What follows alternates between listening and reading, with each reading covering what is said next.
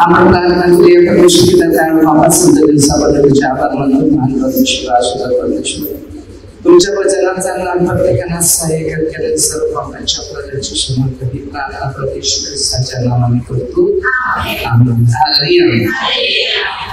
आपण करेलीस पहिल्या पत्रामध्ये 12-1-21 वचनापर्यंत आपण वचन देणार आहे की परमेश्वर कशा प्रकारे एकेकांना गिफ्ट देतो.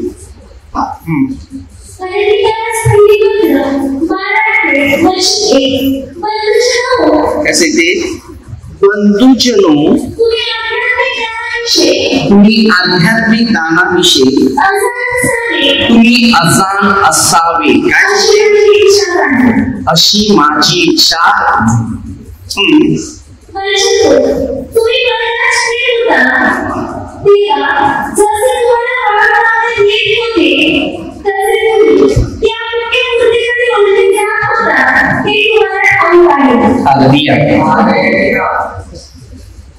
हल्ली आपण ह्याच परिस्थितीत जास्त किंमत देतो आणि ह्याकडे वळतात.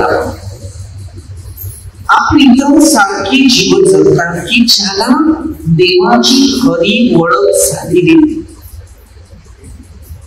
अशा परिस्थितीमध्ये आम्ही आमचं जीवन जोडलेलं जातो. पण पवित्र आत्मा काय शिकवते हे तुम्हाला पुढे शिक्षण मिळेल. म्हणून मी तुम्हाला कळवितो की देवाच्या आत्म्याच्या योगी बोलणारा कोणाही माणूस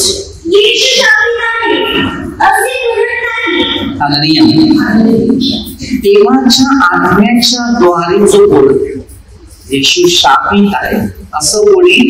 म्हणजे ज्याला देवाचा आत्मा मिळाला पाहिजे, ज्याला देवाचा आत्मा मिळेल तो देवाचं वचन. आपल्या सगळ्यांमध्ये एक अनुभव आपल्याला योहानापासून पण मिळालेला आहे. पवित्र आत्म्याच्या योगी बोलण्यापासून कोणालाही सुद्धा येशू हा प्रभू आहे. कोणाच्या द्वारे आपल्याला येशू ख्रिस्ताची ओळख होते? पवित्र आत्म्याच्या द्वारे. आपल्यामध्ये पवित्र आत्म्याचा वर्षाव झाला पाहिजे. लोक 3:22-23. येशूमध्ये पवित्र आत्मा आल्यानंतर सर्व लोकांनी बप्तिस्मा घेतलेले होते तिकडे, पण एकच मात्र प्रामाणिक पवित्र आत्म्याने भरलेला होता, तो म्हणजे प्रभू येशू. कारण तो आत्म्याने भरलेला होता, आपण शरीराने भरलो. म्हणून आपल्यामध्ये पवित्र आत्म्याचा वर्षाव व्हायला कठीण झाले. आता येशू ख्रिस्ताचे शिष्य होते. योहानमध्ये बघा 20:22 वचनमध्ये दिले की शिष्याला प्रभू येशू ख्रिस्त सांगतो की तुम्ही पवित्र आत्म्याचा स्वीकार करा. नाही जमलं त्याला. मग पेंटिकॉस्टच्या दिवशी 50 दिवस देवाच्या बरोबर सानिध्यात राहिली. माणसाच्या सानिध्यात नाही. जो मनुष्य देवाच्या सानिध्यात जीवन जगतो त्यालाच पवित्र आत्मा मिळतो, हे लक्षात आणा. आणि जो मनुष्य मनुष्याच्या सहवासात राहतो तेव्हा येशू ख्रिस्ताचा बप्तिस्मा करायला येशू ख्रिस्त सांगतो हे होऊ दे, पण योहान सांगतो मी नाही करणार कारण तू माझ्यापेक्षा श्रेष्ठ आहे. याच्याद्वारे धर्मशास्त्राची माहिती पडते की नम्रतामध्ये परमेश्वराची किती उपस्थितीची जाणीव आहे ती तुला समजली पाहिजे. मी देव असून सुद्धा मी तुझ्यासारख्या समोर व्यक्ती नम्र म्हणून मी तुझ्याकडून बप्तिस्मा घेत आहे. आणि तो सच्चाईचा बप्तिस्मा आहे, पवित्र आत्म्याचा.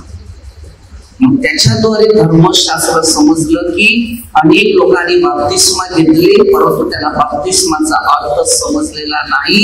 तो बप्तिस्माचा अर्थ येशू ख्रिस्तापासून लोकांना समजला. मग येशू स्वतः हेच बोलला की मी जातो, तो सत्याचा आत्मा येईल, तो तुम्हाला सर्व काही शिकवेल. 14:26-27 वचनामध्ये तुम्हाला अनुभव प्रभू येशू हा देव रोमग्रासमध्ये लहान नावचन येशू प्रभू असं मुखाने कबूल करशील, अंतःकरणात तू विश्वास ठेवशील तेव्हा तुझं. बरेच लोक येशूला कोणी देव आहे असं मान्य करत नाही, कारण त्यांनी पवित्र शास्त्राची पूर्ण पवित्र आत्म्याच्या द्वारे स्टडी केली नाही. त्यांनी फक्त वचन वाचलंय, एकच घेतलेलं आहे.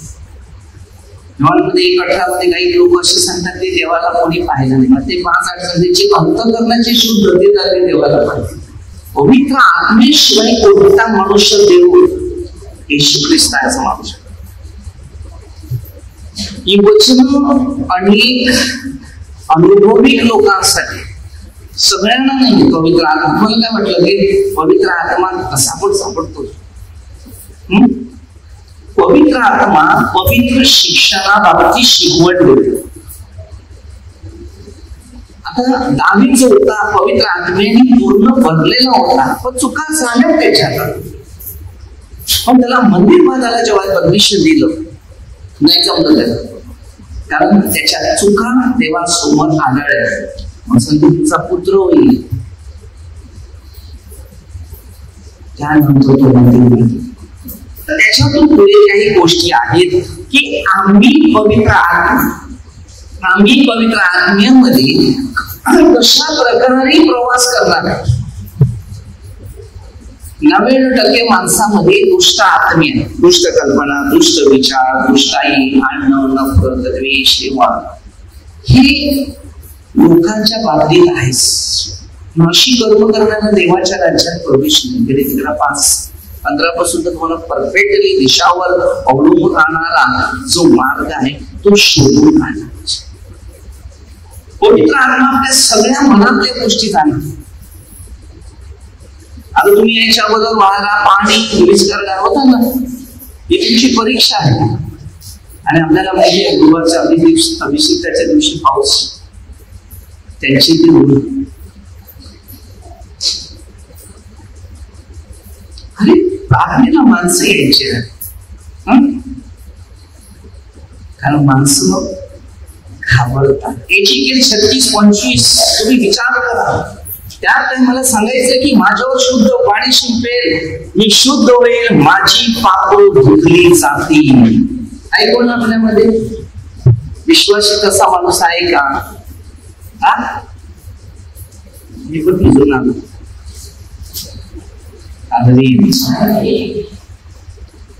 परमेश्वरावर आपलं एक जवळच झालं. जर स्वर्गीय बाप आपल्या जोडीला नसेल तर आपल्याला स्वर्ग बाप कसा मिळणार, सार्वत्रिक जीवन कसं मिळणार.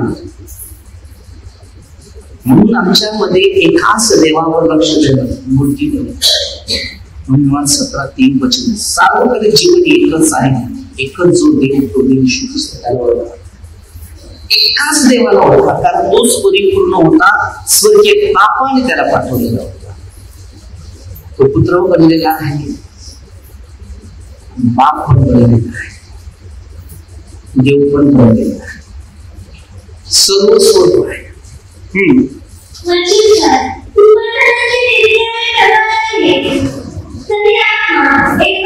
त्यासाठी प्रत्येक माणसाला वेगवेगळं दीप आहे, पण तो आत्मा मात्र एकच आहे. तुमच्या सगळ्यांना आत्मा एकच आहे. तुमची चेहरे अलग आहे नाही. मासे सुकवणारे माणसाचे चेहरे बदलतात की नाही.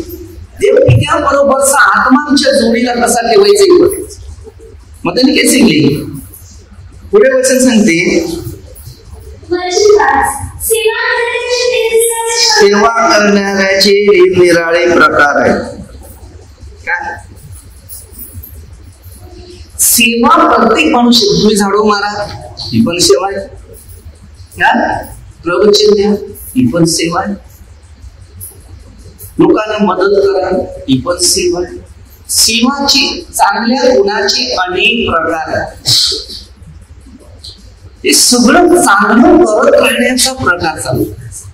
कुणाचं निंदा, कुणाचा द्वेष, कुणाची हेवा, हे प्रश्न मनात ठेवायचे. आणि त्याच्यात दुःखाचा भाग येतो, शांतीचा भाग. शांती मनुष्याची हरवलेली. आज जर तुमचे प्रश्न जर प्रभू येशूच्या द्वारे सुटले नसतील तर आज आपण 0 पॉइंट मध्ये बसलेले असतो. प्रभू एकच आहे.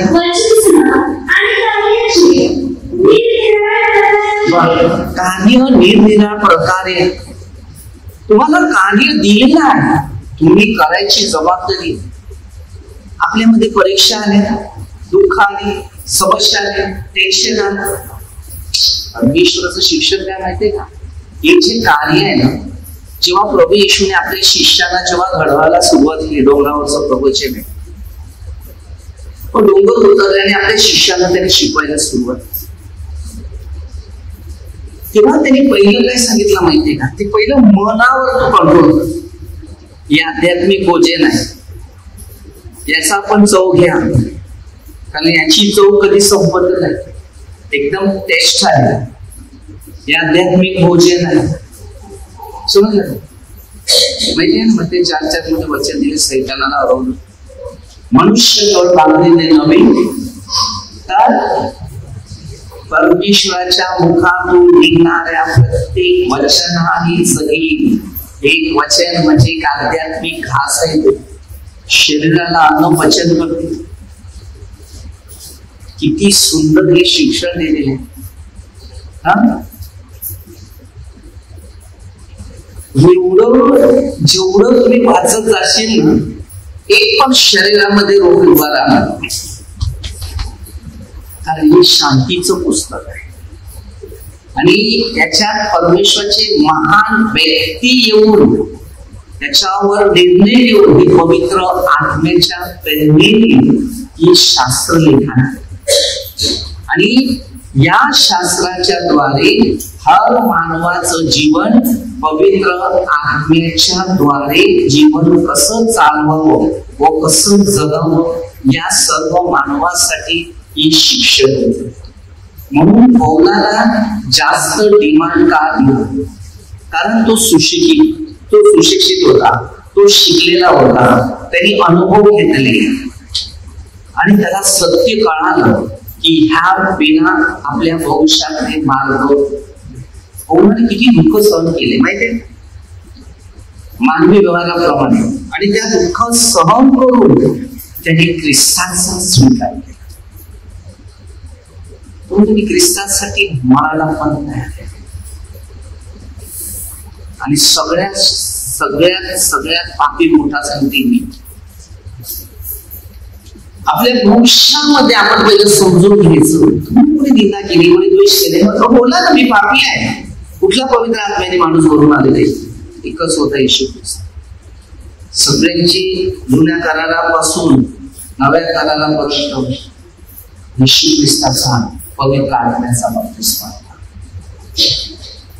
बाकी पवित्र आत्म्याने बनवलेले. योहानाचा बप्तिस्मा कुठे? योहान पाण्याने बप्तिस्मा करतो. परमेश्वरी माणसाची निवड केली. योहान मध्ये 15-16 वचन मध्ये प्रभू येशू काय सांगतो? मी बप्तिस्मा नाही करत, मी तुम्हाला निवडतो आणि तुम्हाला नेमतो. तुम्ही जाऊन फळ द्यावी, तुमची फळं द्यावी. तुमचं कार्य पाहिजे, मग ते 5:16 तुमची सत्कृत्य पाहिजे, तर देवाचे गौरव. तुझ्यातून चांगले गुण निघाले पाहिजे. कारण हे लक्षात ठेवा, हे मंदिर परमेश्वराचं आहे, तुमचं ना माझं नाही. जो परमेश्वरावर भरोसा ठेवतो, विश्वास ठेवतो, वचनावर आणि त्याच्या शिक्षणावर जो विश्वासाने चालवतो, कधी जिंदगीमध्ये कमजोर कधी पडत नाही. आणि असंच करून मी त्याच्यातून उतरल्यानंतर मी प्रभूच्या मार्गात चालायचा प्रयत्न केला आणि प्रयत्न करता करता या जागेवर उभा आला की नाही. म्हणजे योहान 8:32 सत्य संदेश सत्य तुम्हाला बंधनाची गोष्ट. मला सत्य कळालं, ती बंधनं जी होती त्याच्यातून सुटलं आणि पवित्र आत्मा माझ्यामध्ये तो कार्य केला. आणि जेव्हा मी प्रेयर मध्ये बसायला लागलो तेव्हा अशी प्रार्थना केली की विचार नाही करू शकत अशा पद्धतीने पवित्र आत्म्याचा स्पर्श माझ्यामध्ये होता आणि तो जो पवित्र आत्मा माझ्यावर जो उतरला तेव्हा माझ्या मुखामध्ये देवाची स्तुती होती फक्त हालेलुया. तर लोक सगळे दुष्ट आत्मे थांबतात आणि जो माणूस बघितला ना त्याच्यासाठी मध्यस्थी एक समोर भेटला दावीद किंवा परमेश्वरा याच्या कुटुंबाची काय हालत चालू शरीर परमेश्वरा मुक्त तो लागला का तिकडेच. तर अशा काही घटना आहेत, शिक्षण आहे आणि शिक्षणाची जी ओळख असते पवित्र आत्म्याचा अनुभव म्हणून मिळाला आणि जर तो अनुभव सापडला त्याच्यामुळे आज ह्या कार्यामध्ये इंटरेस्ट घेतला. आज अनेक सेवा मिळाल्या. आज किती दान धर्म सेवा ज्या लोकांसाठी काही करतायत तेवढं मदत करतो. कारण काय माहितीये सगळं आर्थिक परिस्थिती होते असं नाही. तुमची प्रार्थना कोणाचं जीव वाचवू शकते. तुमची प्रार्थना कोणाला तरी समाधानी बनवू शकते.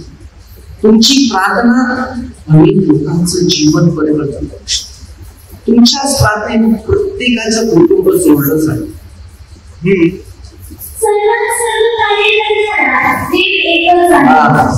सगळ्यांमध्ये काम करणारा सगळ्यांचा देव एकच आहे. कारण आपल्या सगळ्यांचा आत्मा एकच आहे.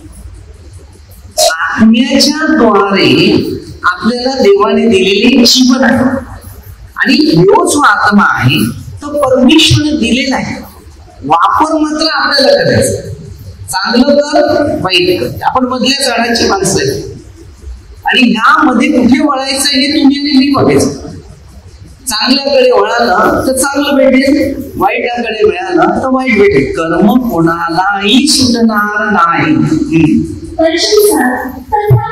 तथापि बघा आत्म्याचं प्रकटीकरण सार्वजनिक हितासाठी ते एकेकाला होते. आत्म्याचं तुम्हाला आत्म्याचं प्रकटीकरण पाहिजे असं नाही.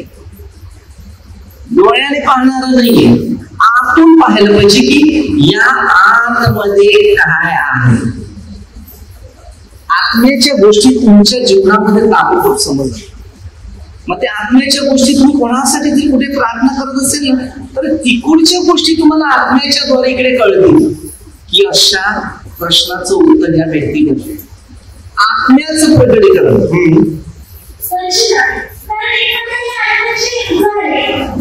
एखाद्याला आत्म्याच्या द्वारे ज्ञानाचं वचन मिळते.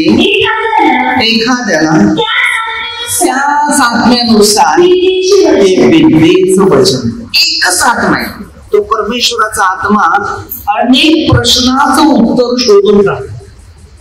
हे बघा मी नेहमी लोकांना सल्ला देतो तुमचं जीवन नव्याने झालेलं आहे तर त्या टायमाला नव्याच्या जन्मामध्येच प्रवास करा. कारण पहिलं जीवन आपलं असते ते पापमय, दुसरं जीवन असते ते पवित्रमय.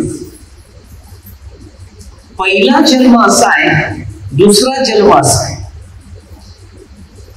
खरोखरच 5 अध्यायामध्ये तुम्हाला काही शिक्षणाविषयी शिकायला मिळेल. कारण पहिला माणूस जो आदाम आला तो मातीपासून, दुसरा आला तो स्वर्गात.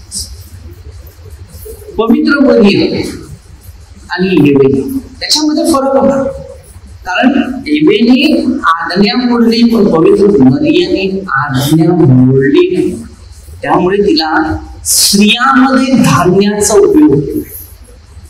अद्यापर्यंत काही ह्या पवित्र मरियम येशूची आई, आमची आई, आपल्या सगळ्यांची आई. अद्यापर्यंत काही लोक अद्याप आहेत कुठे ख्रिस्ती कुठे समजती देव किंवा देवती. देवाला जन्म देणारी एक स्त्रियामध्ये ती धन्य. 20 वर्षानंतर जन्मलेली ती एक स्त्री होती आणि पवित्र आत्म्याने तिला अभिषेक करून पवित्र आत्म्याच्या स्पर्शाने तिला प्रभू येशूचा जो परमेश्वर, जो पृथ्वीचा स्वर्गाचा मालक त्या उदरी आला. म्हणून तिला सन्मानित आहे. तेव्हा 19-25-26 वचनामध्ये मग स्पष्ट त्याच्याविषयी अनुभव दिलाय. एखाद्याला त्याच आत्म्यात विश्वास आहे. तुमचे कसे विश्वास आहे? विश्वास आहे का विश्वास पूर्ण? तरी कसे एखाद्याला त्याच आत्म्यात विश्वास काय काय सांगितलेलं आहे? एखाद्याला त्याच आत्म्यात विश्वास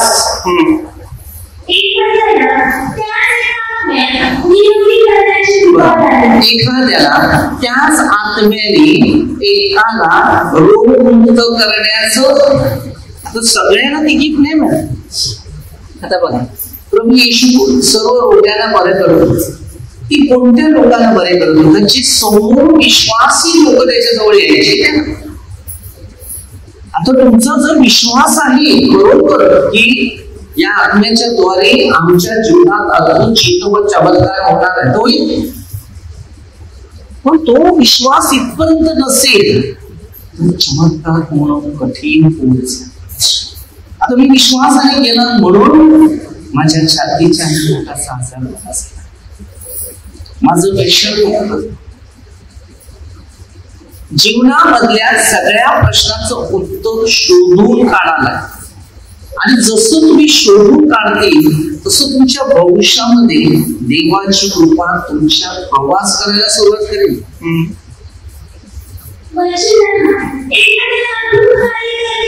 एखाद्याला अद्भुत कार्य करण्याची शक्ती, एखाद्याला संदेश देण्याची शक्ती, एखाद्याला या आतमध्ये काय चाललंय त्याची ओळख करायची शक्ती. बघा, आज प्रभू येशू जेव्हा मध्ये 9 अध्यायामध्ये गोष्टी ती खुशी होती मनुष्य भरत शास्त्री मनुष्य कुरकुर करतो. त्याने नंतर आत्मीने त्याला ओळखतो. तुम्ही आपल्या मनात वाईट विचार त्याला पापांची क्षमा करण्याचा अधिकार कोणी दिलेला आहे? च्या मालक अधिकार आमच्या पापासाठी तोच गेला. कोण जात नाही, कोण जाणार आहे, कोण जाणार आहे?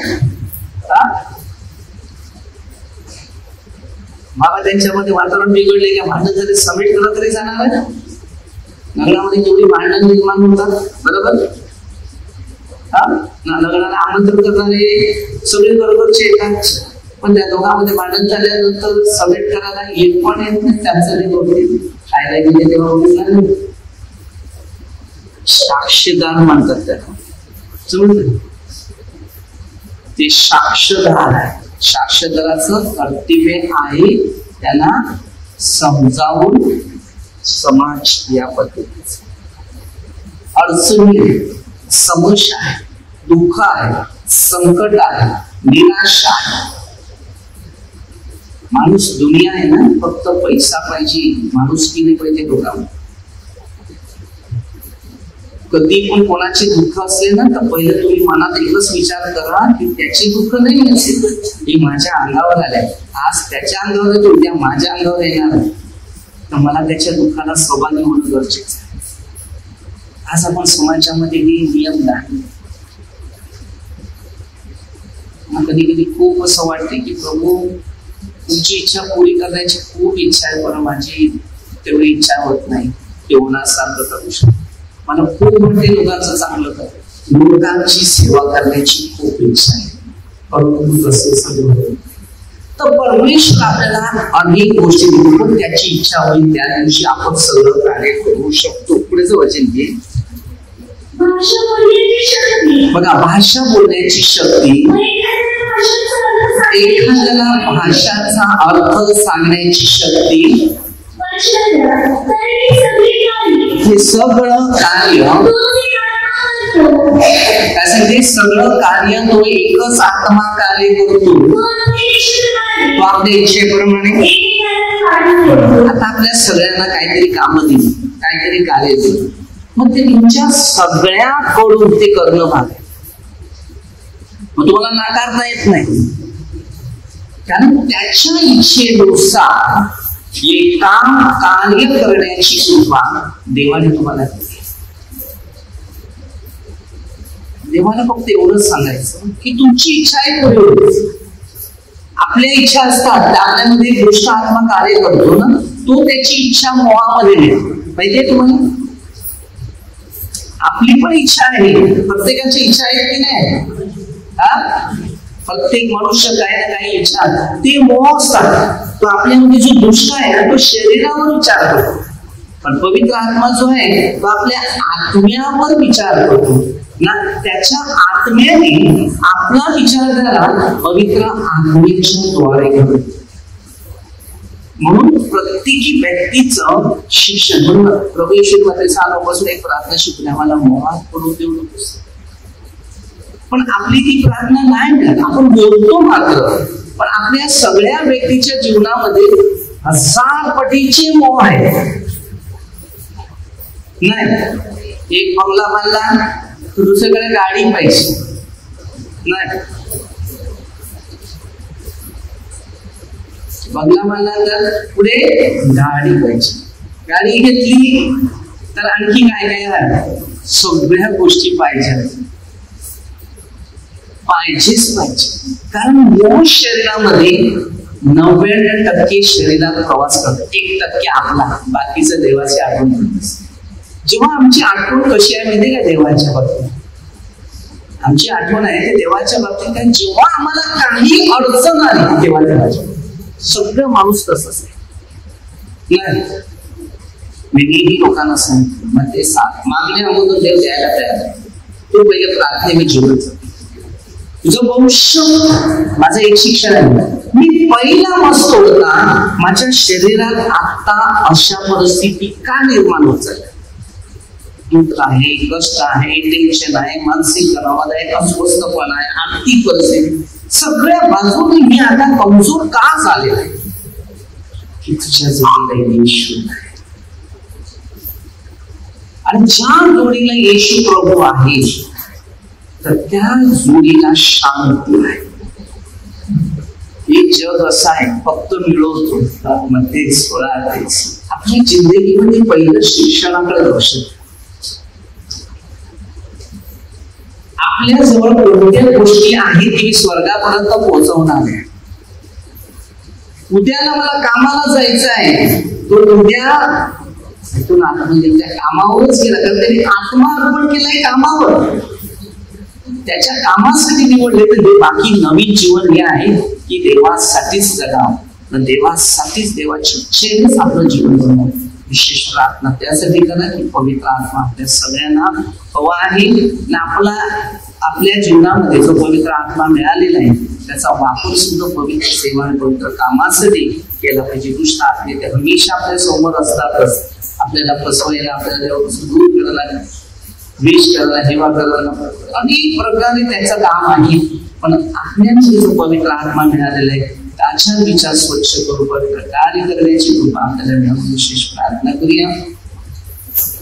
सुंदर दिवसाबद्दल परमेश्वराच्या आभार मानूया. सर्व कामगार प्रभूचा आशीर्वाद आहे. परमेश्वराची इच्छेप्रमाणे आपलं जीवन बनावं, परमेश्वराचा आशीर्वाद आपलं कार्य करावं, परमेश्वराच्या इच्छेप्रमाणे आपल्या कार्यकर्त्याची शक्ती मिळावी, सामर्थ्य मिळावे, ज्ञान मिळावे, बुद्धी मिळावी. ही प्रार्थना प्रभू येशूच्या नावाने करतो. आपला आत्मा शरीर अमृत स्वर्गात प्रार्थना प्रभू येशूच्या नावाने करतो. आमेन. हालेलुया.